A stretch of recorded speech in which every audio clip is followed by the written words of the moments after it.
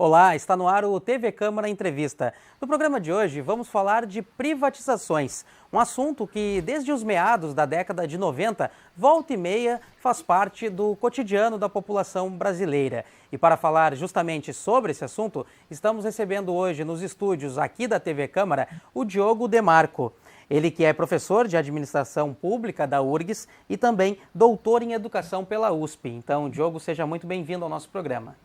Olá, obrigado, Matheus, e a todos que nos assistem por poder estar aqui com vocês e compartilhar um pouco dessa importante e muito atual discussão e reflexão.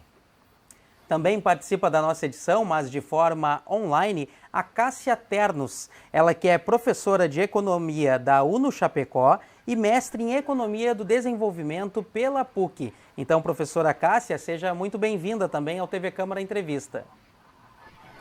Olá, Matheus. Olá, professor Diogo. Uma alegria estar aqui compartilhando um pouco, do conhecimento sobre esse tema tão relevante para a sociedade brasileira como um todo e, claro, com suas especificidades também. Para a gente começar esse nosso bate-papo, eu quero de imediato colocar o professor Diogo na nossa conversa aqui, professor, já lhe perguntando quais os modelos existentes de privatizações e se existem diferenças entre eles. Sim, existem. Uma primeira importante diferenciação que a gente precisa fazer é como isso é ordenado no nosso sistema legal, né? Então você tem dois grandes modelos, né, que são as concessões propriamente ditas e o modelo das parcerias público-privadas. E dentro delas você também tem modalidades distintas, né? Dentro das parcerias público-privadas você tem um tipo que é uma parceria administrativa, né, uma concessão administrativa, quando o Estado contrata do setor privado para o desenvolvimento de uma ação destinada ao próprio Estado, não é a oferta direta de um serviço, de um bem público para a população.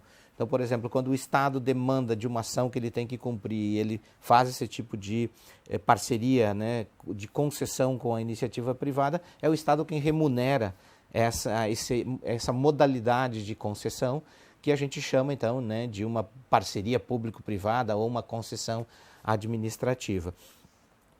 E uma concessão patrocinada, que a gente chama, é aquela que você tem uma ação, um serviço público que o Estado vai contratar, né, vai conceder à iniciativa privada, que ela vai ser remunerada como? A partir da cobrança de recursos da própria sociedade, dos usuários. Então, um modelo clássico disso por exemplo, a concessão de uma rodovia em que, além do aporte de recursos que essa empresa tem com a cobrança, por exemplo, de pedágio, o poder público também entra com um montante de recursos, tá? Então, por isso que ela é patrocinada. Patrocinada por quem?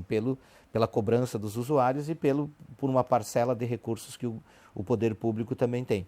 E que isso é que difere, por exemplo, de uma concessão comum, a concessão tradicional, em que o setor público transfere a execução desse serviço ou esse produto para uma organização privada e ela tem a remuneração exclusivamente a partir da cobrança dos usuários, né, desse tipo. Então, acho que isso é importante para a gente compreender, vamos dizer assim, essas diferentes formas, né, que legalmente existem na legislação brasileira de se estabelecerem parcerias entre o setor público e o setor privado, o que é um elemento muito importante para as dinâmicas de desenvolvimento, seja dos locais, dos municípios, do Estado, né, e evidentemente também da União.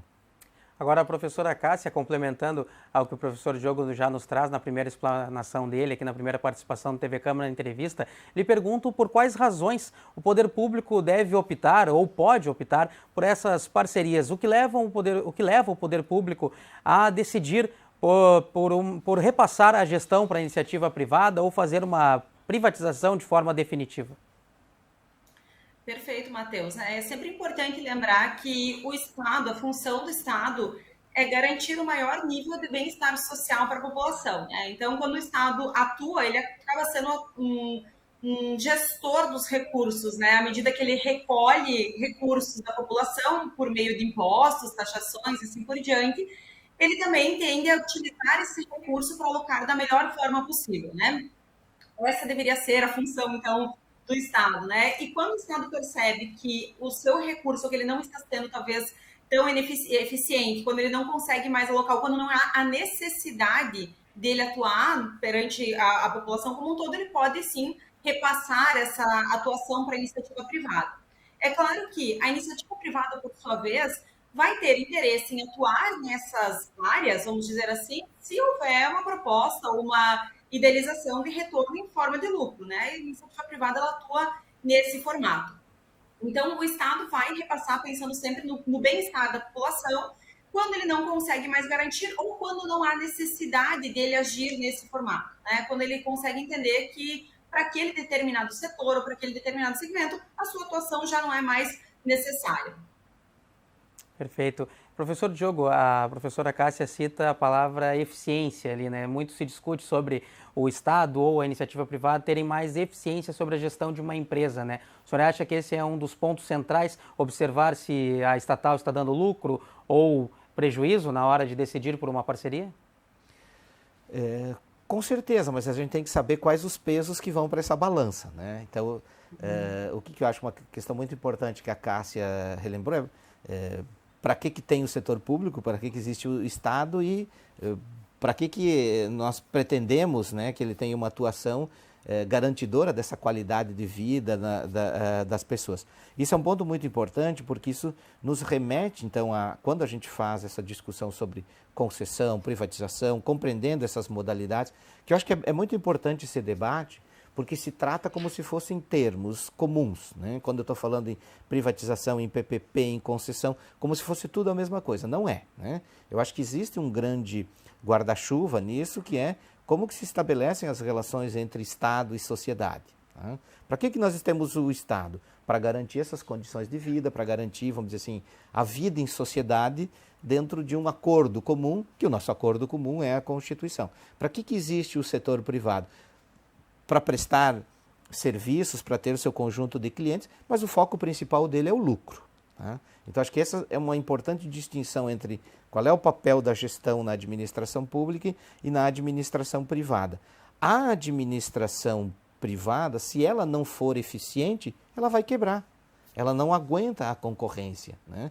Então, por isso que ela também tem uma atuação na gestão que ela é mais limitada a determinados produtos, a determinados serviços que são a especialidade dela, a um determinado perfil de usuário, o que é diferente no setor público, né? Porque muitas vezes, né, ou eu diria assim, na maioria das ações e das políticas, o Estado ele exerce um monopólio da ação daquelas ações. E não quando ele tem um monopólio, vamos dizer assim, só do ponto de vista do entendimento jurídico, mas a importância que o setor público tem na oferta de determinados bens e serviços, né? Porque por mais que a gente olhe para a sociedade, e hoje tu tem uma crítica muito grande acumulada ao setor público, né? A eficiência do setor privado, a gente precisa entrar um pouco nas minúcias do que são essas diferenças, né?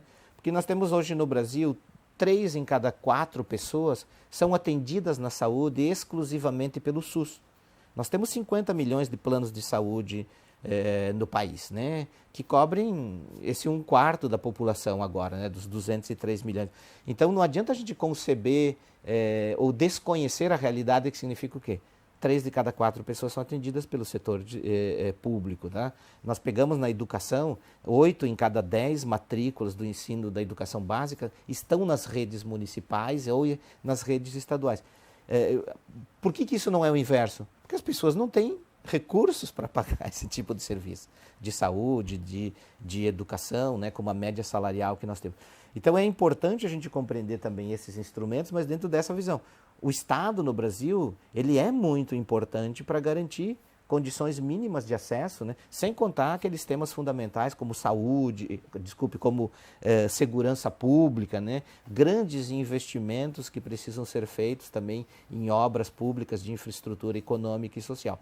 Então, acho que esse é um ponto importante para a gente contextualizar essa discussão. Mas respondendo então diretamente a tua pergunta, depende a eficiência. Existem áreas em que o setor público ele é muito mais eficiente que o setor privado no Brasil, né? porque ele ganha em escala, porque ele ganha em condições, né? Existem áreas em que o setor privado também não tem interesse em atuar, né? E existem áreas em que o setor privado ele também é ineficiente. Ah, quais áreas? É só a gente ver as consultas que existem no PROCON dos atendimentos, né? Aqui nós tivemos há 15, 20 dias atrás um ciclone aqui no Rio Grande do Sul, em que as pessoas que são atendidas por uma empresa que foi privatizada de distribuição de energia ficaram 15 dias sem energia elétrica. Então, isso também precisa ser colocado na balança em termos de eficiência. Porque eu acho que eficiência é um indicador para a gente poder acompanhar, mas ele não é, em última instância, o único indicador que pode ser utilizado, né? Porque como é que a gente mede a eficiência, por exemplo, de um trabalho na assistência social?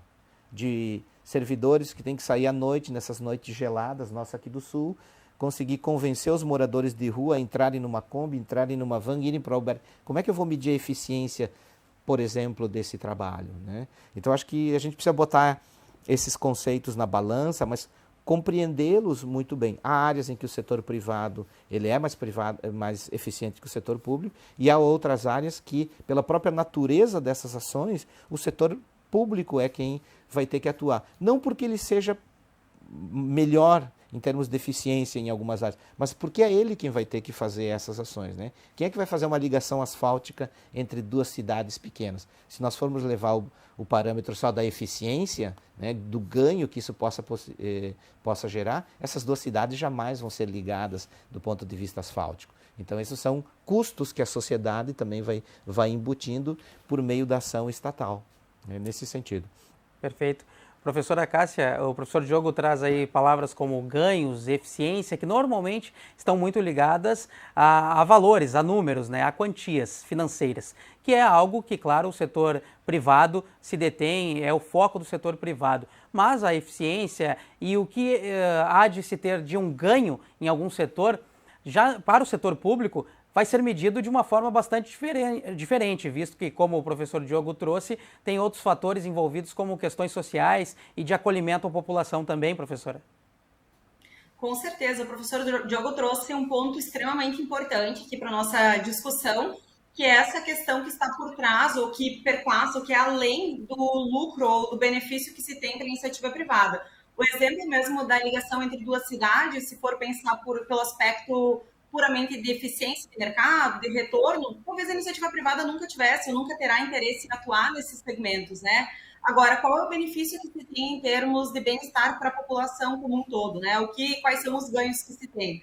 Quando se toca no assunto saúde, educação, a gente sabe que a realidade brasileira é de uma classe média baixa, com renda baixa, que não teria condições, né, de se alimentar, e além de se alimentar, pagar integralmente por saúde, pagar integralmente por educação, segurança pública, entre outras questões. Então, sim, nesse quesito é fundamental que o Estado esteja atuante na economia, não por vias de ter retorno financeiro com isso, porque essa não é a finalidade do Estado, né? Mas é sim garantir o acesso a serviços que são primordiais para a população e que, por sua vez, a iniciativa privada não teria interesse ou teria interesse até um determinado limite, né? Porque, afinal de contas, a iniciativa privada precisa, sim, ter o retorno ou ter uma remuneração pelo serviço que é prestado, diferentemente do Estado, né? Que acaba atuando como esse alocador de recursos e garantindo que a população possa ter acesso, garantindo, assim, o desenvolvimento econômico também. Professora, dá para dizer que a decisão de privatizar ou não, depende muito do setor envolvido e também da realidade de uma região, ou também se é em áreas, em âmbito federal, estadual ou municipal, tudo isso deve ser avaliado também pelo poder público? Com certeza, né? Essa discussão sobre privatizações, concessões, é emblemática no sentido entender também qual que é o viés político que tem por trás, né? Um aspecto talvez mais liberal, talvez um aspecto mais de intervenção estatal na economia. Mas um ponto aqui interessante é que se a gente pensa, o professor Diogo trouxe muito bem antes, algumas áreas que acabam se tornando monopólios, né? Então, quando a gente acaba tendo o Estado como monopolizador de uma atividade econômica, ele pode sim ter mais eficiência naquele segmento. É o caso, talvez, do saneamento básico, é o caso, talvez, de de serviço de energia elétrica, entre outras questões, né? Que ele pode ser mais eficiente. Por quê? Porque ele acaba trabalhando em escala e se tiver competição nesse mercado, pode ser que todas as empresas acabam se tornando ineficientes, porque o custo de entrada é muito elevado por todas as questões que envolvem o monopólio. Então, diferente de estar na posse, talvez, do Estado, ou estar na posse da iniciativa privada, esse monopólio em alguma determinada atuação, a gente tem que pensar de que forma que isso vai chegar para a população, né? De que forma que isso acaba chegando ou custando também, de certa forma, para a população como um todo.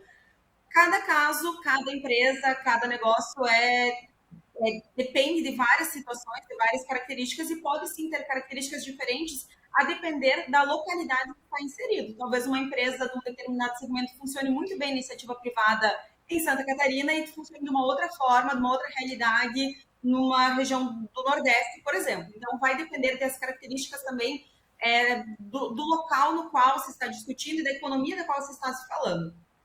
Professor Diogo, justamente sobre evitar um monopólio nas mãos da iniciativa privada, quando o Estado ele detém esse monopólio de um determinado setor, seja no saneamento básico, como a professora citou anteriormente também, ou na energia elétrica, enfim, o Estado consegue ter uma maior regulação e controle a nível de fiscalização sobre esses serviços? Sem dúvida consegue ter uma regulação muito maior, né? O que acaba comprometendo é ter uma capacidade operacional que dê conta da agilidade que muito da prestação desses serviços acontece. E eu acho que essa foi um grande aspecto que acabou jogando muito água no moinho, vamos dizer, no sentido de que da construção de um entendimento de que a eficiência está no setor privado e não no setor público. Que para quem estuda, quem analisa isso um pouco mais detalhadamente, vê que, como a Cássia também citou, existem setores que são mais eficientes, tanto no setor público quanto no setor privado. Então não é uma questão principiológica, como muitas vezes é vendido, né? Penaliza-se o setor público como a seara da ineficiência e se aponta o setor privado como a seara da eficiência e que, portanto, essa lógica tem que acontecer. Bom, primeiro, isso não é bem assim, né? E segundo, a gente precisa também acompanhar um pouco da história de como isso acontece, tá? Então, a gente citou no começo do programa aqui, tu citaste, né, que nós tivemos uma onda de privatizações de serviços que aconteceram mundo afora, final dos anos 70, mas sobretudo nos anos 80 e nos anos 90, em que o Brasil também se inseriu nessa onda, mas de uma maneira retardatária, né? O Brasil não foi dos primeiros municípios, dos primeiros países a fazer esse processo de privatização. E muito do que acontecia também aqui no Brasil era apontado como o que estava acontecendo no resto do mundo. O resto do mundo está privatizando serviços de água, de energia, de abastecimento, de coleta de resíduos, tá? E realmente isso aconteceu. No Brasil nós somos um país mais retardatário. A própria lei das PPPs, né, lá de 2004, a gente sempre teve uma trajetória. Também é importante que a gente diga que o nosso país ele nunca teve uma trajetória de grande investimento privado em setores de infraestrutura. Todo o nosso desenvolvimento, desde o período do desenvolvimentismo, lá do nacional desenvolvimentismo, ele teve como um aporte central de recursos do setor público. Tá? Isso é importante. Então, isso também, de certa maneira, olhando essa trajetória das parcerias público-privadas no país, se tinha uma expectativa que elas fossem avançar muito mais, né? Claro que logo que aprova a lei das PPPs em 2004, você tem uma crise em 2008, que arrefece também muito a economia de um modo geral e os investimentos privados. Mas nós temos que convir, né? Nós não temos uma história de grande investimento em infraestrutura do setor privado no país. Ponto. Então, quem sempre fez esses investimentos foi o setor público. O que acontece nesses países que fizeram essa gama muito grande de privatizações lá nos anos 80 e nos anos 90? Estão reestatizando muitos desses setores, tá? E é bom que a gente, claro, os estados se estruturam os países se estruturam de maneira diferente, mas via de regra esse serviço de abastecimento de água, de energia, de coleta e tratamento de resíduos, de transporte público, eles são atribuições do poder local, eles são atribuições do município. Então a gente tem assistido nos últimos anos, né, especialmente na última década, uma leva muito grande de reestatizações, né? Há um livro que foi publicado aqui no Brasil, em português, em 2020, que se chama The Future is Public, né? O futuro é público, onde se resgatam, são várias organizações internacionais que mapeiam quais lugares do mundo, quais serviços que foram reestatizados. Então a gente tem nesse último período de uma década, 925 reestatizações, remunicipalizações desses serviços. Tá? E municipalizações que foram agora municipalizadas, que não eram antes, em torno de 430. Então nós temos que ficar alerta. Por que temos que ficar alerta? Se outros tantos lugares do mundo, Alemanha, França, Estados Unidos, Canadá, Suécia, Chile, né?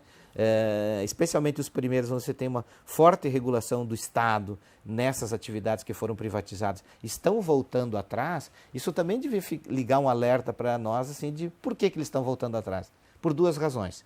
Aquela promessa de que os serviços iam ser melhores não aconteceu. Tá? E a segunda promessa, que esses serviços iam ser mais baratos porque a operação desses serviços seriam mais eficientes, também não aconteceu no todo. Tá? Então é por isso que estão se...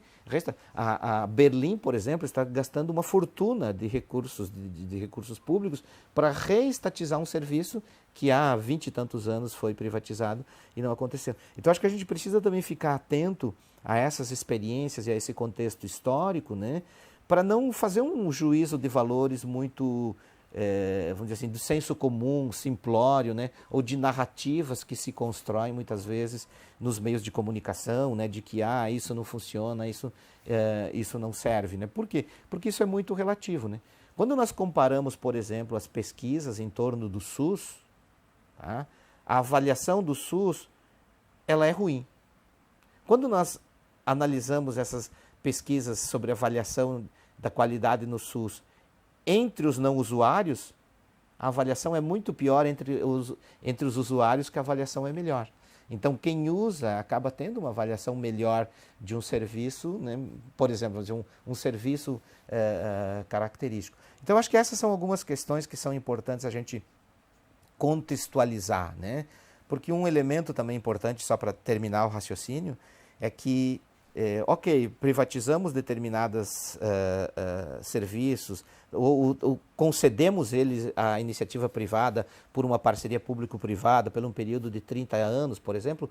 Quais são os indicadores de qualidade, de acesso que nós queremos e quais são os mecanismos que a gente vai ter para fazer a regulação e realmente cobrar que esses serviços aconteçam, né? Porque, por exemplo, o que aconteceu com a energia elétrica no último ciclone aqui é uma sinalização de que, alguma coisa está errada, né? Não pode ficar 15 dias sem energia elétrica numa área, né, que são vitais para as condições de vida das pessoas, né?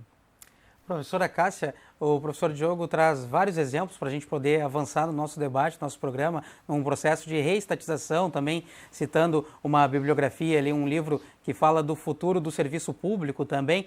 E eu lhe pergunto, como um não estudioso, professora, no meu caso, a gente sempre ouviu falar que o processo de privatização era a modernidade e que o serviço público que seria o considerado arcaico. Como é que a senhora acompanha esse movimento? Perfeito, né? A gente tem que pensar que também a população acaba muitas vezes tendo uma aderência pelo aspecto de privatização, porque afinal de contas é menos custo para o Estado e de outra forma é menos custo para a população como um todo, né? Afinal de contas, é a população que paga seus impostos e que faz frente a esses gastos do governo das mais variadas formas. Esse é o primeiro aspecto que a população observa, né? Exato, esse é o primeiro aspecto que a população observa. Em contrapartida, é importante destacar que esse serviço não vai mais permanecer gratuito, entre aspas, eu vou colocar aqui, né, para a população, porque de certa forma, quando acontece, como o professor trouxe aqui para nós, um processo de privatização, concessão, também há a possibilidade de cobrança de um preço, de uma tarifa por esse serviço que está sendo prestado, né? Então, a gente passa por um processo de privatização muito enaltecido pelo que vem acontecendo ao redor do mundo, e nós sempre, muitas vezes, seguindo também o que acontece lá fora, né? E isso é talvez até um ponto a se chamar a atenção, porque, afinal de contas, o que pode ser bom ou benéfico para um outro país talvez não se encaixe na realidade brasileira, né? Depende, claro, de todas as características internas nossas. mas a gente observa, assim, a partir dos anos 80, né, o início não, mas assim, uma intensificação um pouquinho maior das privatizações, primeiro o governo civil, e aí nos anos 90 até os anos 2000, uma massiva privatização no Brasil, né? Isso é importante de alguma forma para gerar caixa, a gente passou por um processo de abertura comercial, importante também para a entrada de capital estrangeiro naquele momento, depois foi o resultado disso acaba sendo interessante, inclusive, para a consolidação do Plano Real no Brasil, e uma formação de caixa que talvez necessária para aquele momento. Agora, um ponto importante quando a gente discute esse aspecto de privatização é também relembrar ou ressaltar qual é o contexto que nós estamos vivendo. Porque em alguns determinados contextos, a privatização pode ser mais ou menos interessante do que em outros. Afinal de contas, depende muito do momento, da situação, daquilo que nós estamos vivendo. É claro que, a depender de governos que são mais liberais, mais intervencionistas, essa pauta vai surgir com um peso maior ou menor também para além da questão do contexto, porque segue uma questão ideológica, né? Então, tem esses dois aspectos que sempre estão em pauta na discussão. Agora, para a população, do modo geral, o que é melhor, o que é mais benéfico, o que traz melhores resultados é justamente deixar essas empresas, né, esses órgãos, na mão de quem consegue ser mais eficiente. Isso não existe uma resposta pronta do antemão, na minha percepção, ao menos, né, se isso será iniciativa privada ou será pública, porque, como a gente discutiu já até então, né, existem pontos a se considerar, vantagens ou desvantagens de ambas as situações. Então, cabe destacar, claro, uma análise de uma situação de contexto, o que está sendo, qual é a necessidade por trás disso. É interessante que o governo mantenha em sua mão, em sua posse, empresas que são estratégicas, principalmente porque, como o professor Diogo trouxe antes, a posse de uma empresa pública garante talvez um planejamento, um aspecto de organização para o longo prazo. Quando passa por um processo de privatização, o governo acaba perdendo um pouco isso da questão desse fornecimento dos serviços que, porventura, são essenciais, né? E cabe sempre uma reavaliação também, né? Até que ponto que, talvez, no momento X da história, a privatização se tornou algo importante ou se descartou, e em um outro momento isso pode vir a ser aceito de uma outra forma, né? O que antes se considerava totalmente inaceitável, talvez a privatização de uma determinada empresa, possa vir assim ser vantajosa, ou o contrário também pode acontecer, né? Mas nesse aspecto de considerar talvez o ponto certo, o melhor momento, é importante a gente destacar o seguinte: hoje, aproximadamente 46% das empresas estatais são dependentes, ou seja, elas não são independentes, elas não conseguem por conta própria gerir seu próprio fluxo. Essas empresas não me parecem que estão no interesse de iniciativa privada. Por quê? Porque, afinal de contas, talvez ela tenha uma dificuldade maior de gerar lucro nos parâmetros que ela vem atuando. A iniciativa privada pode, de alguma forma, ter alguma expertise que torne ela mais eficiente e venha gerar lucro. Mas isso também pode perpassar por um aumento de custo para o consumidor final. Então, nesse sentido, né, empresas que geram um custo muito grande para o Estado, que a gente ouve, né, que estão sucateadas, que estão abandonadas, não me parece que seja de interesse de iniciativa privada também, ao menos não atuando no mesmo formato que estão agora. Isso pode sim gerar um custo maior para o consumidor final depois. A professora, para ficar bastante claro para o público que assiste a TV Câmara, o que seria uma empresa estatal dependente? Quais os tipos de problemas ou prejuízos ela enfrenta? Perfeito. Ela muitas vezes depende ainda de recursos públicos para pagamento de pessoal, para pagamento de despesas. Ela ainda não consegue se manter por conta própria. Então, talvez esse é um caso que, passando para a iniciativa privada, ela não teria, ela precisa desse suporte, desse recurso estatal ainda, ou, né, de um recurso extra. Perfeito.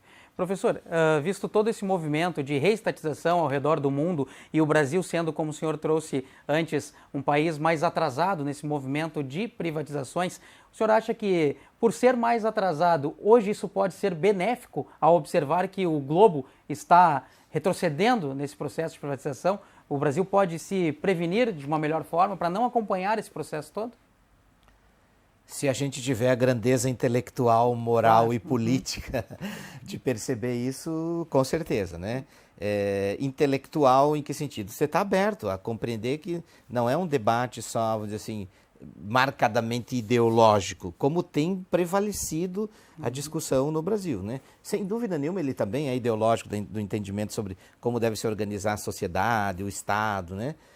Mas ele não pode ser raso, né? Que impossibilite que, como a Cássia falou, que a gente analise muitas vezes, setor a setor, determinadas dinâmicas, né? Nós precisamos lembrar que nós somos um país continental, né? Que tem uma configuração de ser um Estado federativo, que teve uma concentração, por exemplo, na sua história da industrialização em alguns determinados locais, né? Por mais que a gente tenha disseminado um pouco isso mais recentemente, mas ainda é uma concentração muito grande, e a gente vê as dificuldades disso tudo para discutir, por exemplo, uma questão da tributação do ICMS agora na reforma tributária. É na origem ou no destino? Isso não é uma questão trivial. Isso tem a ver também com a maneira como a sociedade foi se constituindo, o nosso parque industrial, a expansão econômica, se tem áreas que nós queremos preservar hoje, né? Que esse é um debate muito importante, né? A gente fala muito da questão amazônica, que é absolutamente importante pelo significado que ela tem, mas a gente está esquecendo, por exemplo, de discutir o cerrado brasileiro, né? A devastação que o cerrado brasileiro está... o que isso é importante? Nós nem temos cerrado aqui no Rio Grande do Sul. É importante porque 8 das 12 principais bacias hidrográficas do país nascem no cerrado. Acabando com o cerrado, acabando com o regime hídrico do cerrado, vai faltar água, como tem faltado. Tá? Então isso vai impactar, não é só as populações lá do Cerrado Brasil, vai impactar a população brasileira toda. Né? Como a gente vê hoje, né? Com esses eventos climáticos extremos que têm acontecido, como cada vez mais esses aspectos estão relacionados, né? Não só ao lugar onde nós vivemos, mas as dinâmicas que isso acontece. Então acho que nós precisamos ter a grandeza de discutir isso nesse momento, né? Eu, Diogo, cidadão, não um professor universitário, eu sou absolutamente contra, por exemplo, o processo de privatização do abastecimento de água. Por quê? 75% de nós que conversamos aqui somos água. Se as pessoas não tiverem acesso à água, elas comprometem a sua condição de vida, né? De sobrevivência. Então é fundamental que a gente garanta. E nós vimos isso como foi importante durante a pandemia, os mecanismos que se tinham ainda a partir de muitas das empresas públicas da não cobrança de água, de não cortar a água das pessoas. Você imagina, como é que isso fica num cenário de privatização dessas? Ninguém sabe. Na grande maioria dos lugares em que isso aconteceu, você vai abandonando o serviço, você deixa de ofertar o serviço para a população. Então, assim, nesse aspecto, existem algumas áreas que elas são cruciais, que elas são essenciais, que elas precisam ser mantidas, porque existe um interesse público nisso. Da mesma maneira que existe um interesse estratégico em algumas áreas que são fundamentais, né? O Brasil, por exemplo, abriu mão em torno de uma discussão de que é mais barato a Petrobras brasileira, a nossa petroleira, comprar plataformas de petróleo lá feitas lá na Coreia do Sul, é mais eficiente para a empresa, dá mais lucro para os seus acionistas, mas isso significou a destruição de 2 parques industriais absolutamente fundamentais e estratégicos, que é, por exemplo, da indústria naval, aqui em Rio Grande, lá em Pernambuco, né, no entorno de Recife, que são opções estratégicas. Não importa que a plataforma de petróleo custe mais caro ser produzida aqui no Brasil, mas olha o efeito em cascata que ela gera de empregos, de potencializar determinadas áreas, né? A nossa indústria aeronáutica, né? Nós somos o 3º país em termos de uma indústria aeronáutica, e que a gente não leva isso em consideração. Não é só produzir o avião. Produzir o avião te dá um efeito em cascata também de áreas tecnológicas de desenvolvimento que vão ser cruciais no futuro. Então, acho que esse debate também é importante da gente fazer, né, dessa discussão e qualificar esse debate, contextualizar ele, né? Outro aspecto, eu acho que foi importante do Brasil ser retardatário. Na crise de 2008, mundo afora, e os países que tinham feito todo o seu processo de privatização, eles sofreram muito com o quê? Com uma incapacidade do Estado de ter instrumentos de conseguir atuar naquele cenário. Não tinha mais banco público. Aqui no Brasil a gente ainda tinha o Banco do Brasil, a Caixa, o BNB, o BNDES, todos os bancos públicos que foram fundamentais naquele momento a fazer o quê? Garantir crédito para a sociedade, para o setor privado, né? Para que a roda continuasse a girar, que foi um grande problema em outros países que privatizaram completamente seus bancos. Por exemplo, hoje tu não tem mais uma estrutura de bancos públicos. Então são esses debates que são importantes a gente fazer e contextualizar, Porque se nós tivéssemos seguido um modelo extremo de privatizar tudo isso, imagina o que teria sido aqui no Brasil a crise de 2008. Né? Ela já foi pesada, mas sem aqueles instrumentos para atuar, eu acho que ela teria sido muito mais intensa do que ela foi. Professora Cássia, sobre setores cruciais, atividades essenciais para o bom funcionamento do Estado, eu lhe pergunto, voltando um pouco também ao que você já disse anteriormente aqui no nosso programa, quais seriam as áreas estratégicas de um país para se manter as empresas como estatais? Perfeito, né?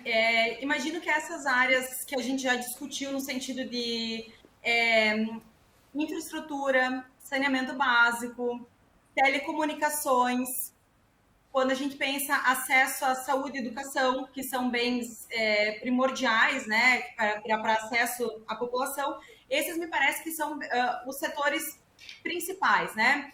Talvez a gente tenha aqui que incluir, como o professor Diogo também trouxe, os serviços financeiros, que seriam o caso dos bancos públicos ou bancos, instituições financeiras de sociedade mista, né, como é o caso do Banco do Brasil, por exemplo, que tem a atuação principal do governo, mas que tem também ações que são disponibilizadas, ou seja, com participação do setor privado. E essa talvez seja até uma alternativa a se pensar, né, um dos modelos que a gente pode pensar na organização da sociedade, na distribuição desses serviços ou produtos que são essenciais para a população e que talvez possa se encontrar, de alguma forma, uma eficiência também, né, na coparticipação entre agentes públicos e privados na gestão dos recursos e oferta desses bens e serviços.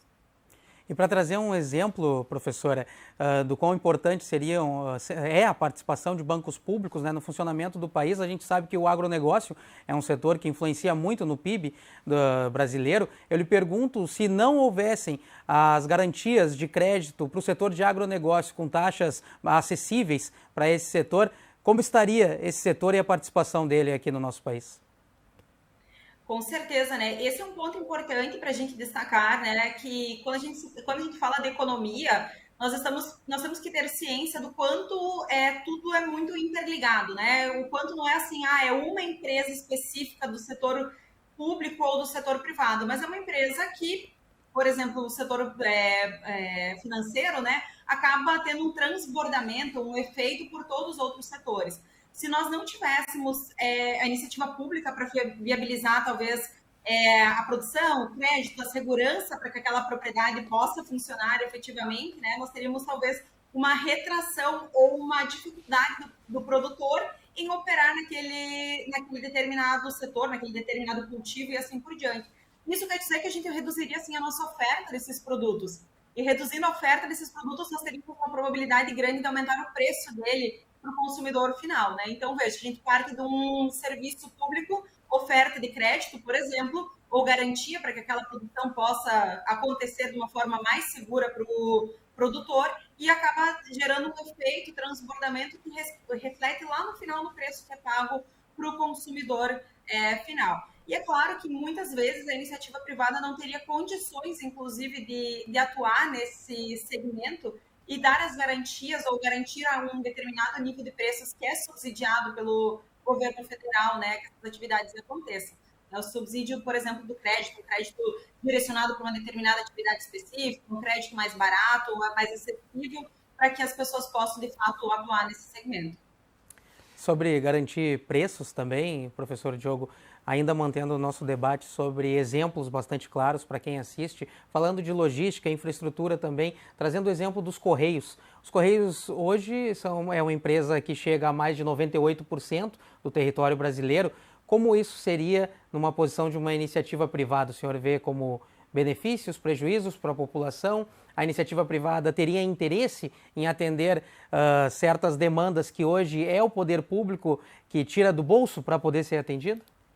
Não, certamente não, né? Porque quando nós estamos falando, por exemplo, dos serviços postais, o que garante a sustentação dos serviços postais hoje no Brasil não é o envio da carta, né? Até porque se envia muito pouca carta, né? Hoje é o serviço de encomendas. Então, esse é o grande filão que se discute no processo de privatização, o serviço de encomendas, em que é bom que se diga também que os Correios também têm uma atuação importante e bastante eficiente também, né? com o Sedex 10, com a capilaridade que tem, né? Mas a questão é que os Correios não é só a entrega, vamos dizer, dos serviços postais, das cartas e das encomendas, né? Porque eu acho que os Correios, ele também poderia concorrer como uma empresa no serviço de entregas, né? E o faz hoje, tá? Mas os Correios também eles são importantíssimos em outras ações públicas que elas não têm visibilidade e que são muito importantes, né? É de serem espaços, de atuarem hoje como lugares onde faltam bancos no país, né? Vamos lembrar que nós temos 5.570 municípios no país, né? Muitos deles pequenos, né? Especialmente aqui no Sul, nós temos uma realidade de muitos municípios pequenos. Os dados do censo que foram divulgados agora, referentes ao ano passado, eles vão ampliar ainda mais, né, esse contexto de pequenos municípios perdendo população, em que, por exemplo, o interesse maior, por mais que possam ser as encomendas, mas os outros serviços postais, eles não vão ser ofertados, tá? Então, os Correios atuam de uma forma muito importante, por exemplo, nas provas do Enem, na entrega de todas as provas, no recolhimento delas, nas eleições. Os Correios têm um papel muito importante na distribuição das urnas, né? Uma série de serviços também que não é só o serviço das encomendas. Que eu acho que é um debate importante da gente fazer, porque a gente só discute um pouco os Correios pela ineficiência dele na entrega, né? Se adequar também essa eficiência para uma entrega de produtos, de serviços postais mais amplos, o Correio tem condições muito, muito amplas. Agora eu queria alertar para uma questão também sobre esse mercado de compras públicas, né? Porque se nós pegarmos assim, não há uma literatura que unifique muito bem a quanto correspondem as compras públicas no PIB brasileiro, tá? Mas se trabalha em torno de 19% a 20% do PIB brasileiro são compras públicas. Então toda a sociedade é interessada na maneira como o Estado faz as suas compras, tá? Nós não estamos percebendo muito que nesse acordo União Europeia com o Mercosul, que se fala muito nos impasses desse acordo, que eles estão relacionados às questões climáticas, sobretudo aos mecanismos de proteção da Amazônia, né, e das sanções que os europeus estão sinalizando caso não se cumpra o acordo, tá? Mas isso não é o único X da questão. Tem um X da questão que não se trata muito, que é o quê? É a possibilidade de abertura do mercado brasileiro de compras públicas para quem? Para as empresas do exterior. Isso também é um dos pontos hoje de impasse em relação à assinatura do Mercosul, porque os governos dos países latino-americanos, particularmente o Brasil, né, que é um país de 200 milhões de habitantes, que tem um mercado consumidor que, por mais que pequeno, mas nós temos um mercado consumidor que é maior do que muitas das populações de muitos desses países europeus, tá? Nós temos setores que nós temos interesses estratégicos em preservar ou não. Então, é esse o debate que também, por exemplo, nas compras públicas, ele entra em questão com esse acordo Mercosul, né? Porque se a gente vale por princípio simplesmente a privatização, e nessa compreensão de que o setor privado é mais eficiente, então vamos abrir para o setor do mercado privado eficiente e também do exterior, que certamente vai desmantelar muitos setores daqui. Então é nesse sentido que a gente precisa também fazer essa discussão atrelada a uma visão de desenvolvimento, né? A uma visão de país. Quais são as áreas que são estratégicas que o país não abre mão de ter essa, eu não diria que o monopólio, mas ter o protagonismo da definição dessas ações, né? Porque se nós pegarmos hoje os países do mundo que têm apresentado um maior crescimento, uma maior condição de crescimento com melhorias na qualidade de vida da sua população, a gente tem assistido hoje que são aqueles países que sim têm uma forte atuação, intervenção do Estado na economia, muito casada também essa estratégia com investimentos do setor privado, né, que são os países que a gente vê que tem tido esse crescimento, China, Vietnã, sabe, que são países que estão conseguindo tocar uma economia fazendo uma complementariedade nas ações. Por quê? Porque tem um projeto de desenvolvimento de país, né? Eu acho que isso é um ponto fundamental de nós termos em mente, né? Que a gente precisa ter esse projeto até para poder desenvolver setores que são que são fundamentais, né? Um exemplo de empresa pública que é dependente dos recursos públicos, que foi e é absolutamente estratégica no país, a Embrapa. A Embrapa é uma empresa pública que depende exclusivamente dos recursos públicos e foi fundamental para essa expansão do agronegócio no Brasil, né? A qualidade da pesquisa que é desenvolvida pela Embrapa, que foi fundamental e continua sendo. Tem que se ter a definição de uma estratégia para se ter um planejamento muito mais assertivo, né, professor? Perfeito. Agora, professora Cássia, a gente está se encaminhando agora para os últimos minutos do nosso programa. Vou pedir então para a senhora, para a gente encaminhar a finalização do nosso TV Câmara Entrevista, lhe perguntar se, de tudo que foi dito aqui, o que eu poderia lhe perguntar era se o processo de privatização de uma usina hidrelétrica, por exemplo, os parâmetros de análise, eles não podem, de forma alguma, ser os mesmos de uma concessão de linhas municipais de ônibus, por exemplo? Perfeito, né? A gente precisa analisar quais são os pontos centrais de cada um desses negócios, né? Qual que é a finalidade dele, qual que é o objetivo que se tem por trás da privatização e também qual que é o benefício que nós vamos ter enquanto população, enquanto bem-estar geral, né?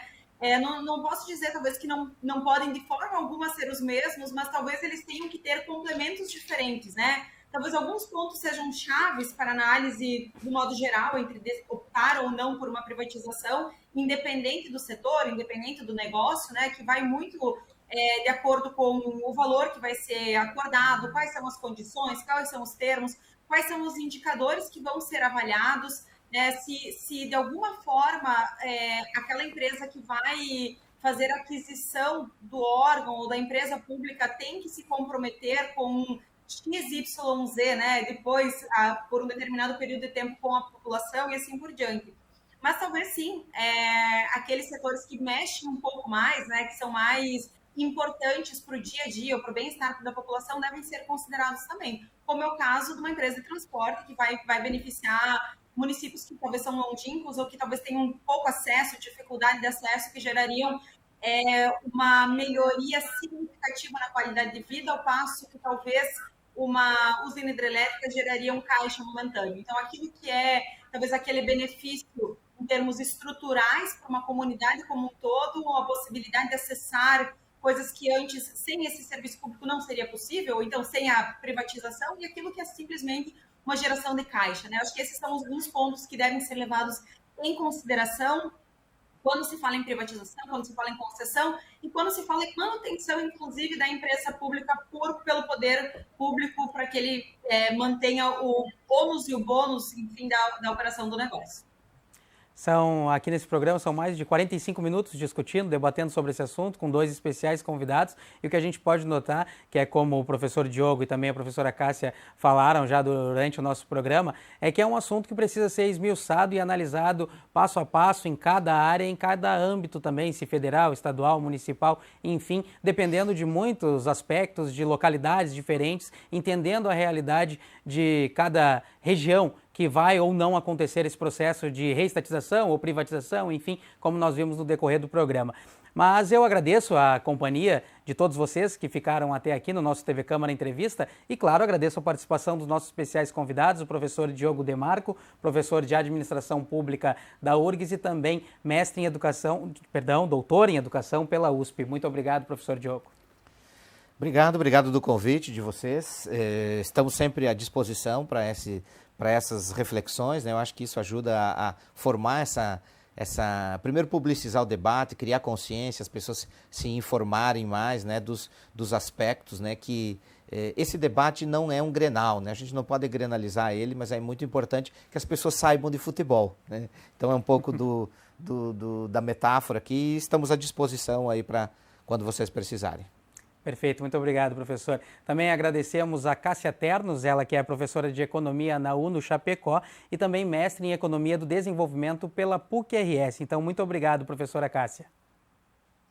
Eu que agradeço o convite, Matheus. Foi uma alegria compartilhar um pouco, né, e problematizar esse ponto importante, né? O professor Diogo trouxe muito bem. Sairmos da seara entre é bom, é ruim, não é apenas isso, né? Acho que é um caso muito particular de cada contexto. E analisar, de fato, quais são os pontos críticos por trás dessas decisões e que essas decisões são decisões complexas e que envolvem, inclusive, resultados de médio e longo prazo, né? Acho que esse é um ponto crucial para a gente discutir a questão de privatizações no país como um todo. O programa aqui serve justamente para isso, levar mais informações para o telespectador, para que ele possa se municiar de todos os dados possíveis para fazer uma análise sobre o tema. Então, o nosso TV Câmara Entrevista de hoje fica por aqui. Para acompanhar mais detalhes da nossa programação, fique de olho nas nossas redes sociais. Acesse também o site da Câmara de Vereadores de Porto Alegre. Muito obrigado pela sua audiência e pela sua companhia. A gente se encontra na próxima edição. Até lá!